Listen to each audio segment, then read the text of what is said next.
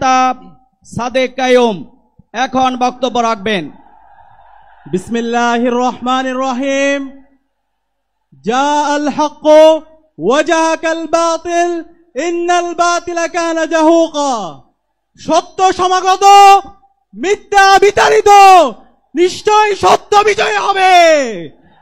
প্রিয় সংগ্রামী ছাত্র জনতা, গুম, খুন, হত্যা, আইনাগর, ফ্যাসিবাদ কায়েমের মাধ্যমে খুনি হাসিনা এবং তার দোসররা গত 16 বছরে বাংলাদেশে ইসলামী আন্দোলনের উপর এবং আপামর ছাত্র জনতার উপর ইতিহাসের বর্বরোচিত হত্যাকাণ্ড চালিয়েছে।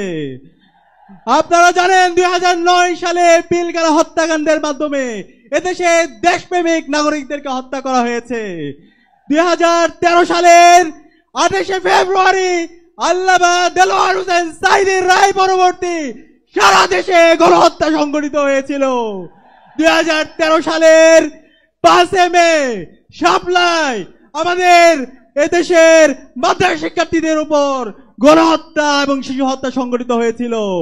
এভাবে আপনারা জানেন আমাদের ক্যাম্পাসগুলোতে ছাত্রলীগের সন্ত্রাসীরা আমাদের উপর নেককার হত্যাকাণ্ড চালিয়েছিল।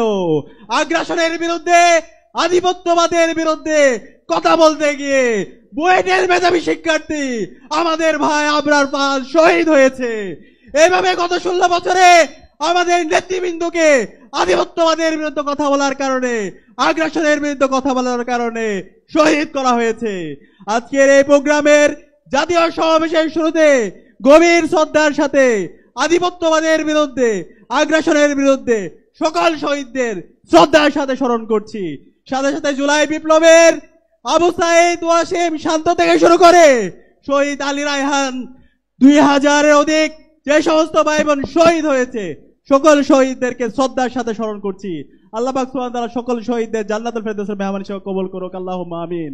আমিন। প্রিয় উপস্থিতি, আপনাদেরকে অনুরোধ করব আজকের এই জাতীয় সমাবেশ থেকে আমাদেরকে বাংলাদেশ প্রশ্নে ঐক্যবদ্ধ হইতে হবে। দেশের স্বাধীনতা, সার্বভৌমত্ব, অখণ্ডতার প্রশ্নে, বৈষম্যহীন বাংলাদেশ বিনির্মাণ করার প্রশ্নে আমাদেরকে ঐক্যবদ্ধভাবে কাজ করে যেতে হবে। সেই লক্ষ্যে আজকে বাংলাদেশ জামাত ইসলামী যেই 7 দফা আমাদের সামনে নিয়ে এসেছে, সেই 7 দফা বাস্তবায়ন না হওয়ার আগ পর্যন্ত আমাদের কি আরেকটি বিপ্লবের ডাক দিতে হবে। আমরা কি প্রস্তুত আছি? আগামীর বিপ্লব হবে ইসলামের বিপ্লব ইনশাআল্লাহ। আগামীর বাংলাদেশ হবে ইনসাফের বাংলাদেশ। বাংলাদেশ জিন্দাবাদ। বাংলা ইসলামী ছাত্র শিবির জিন্দাবাদ। সংগ্রামের সাথী ও বন্ধুগণ,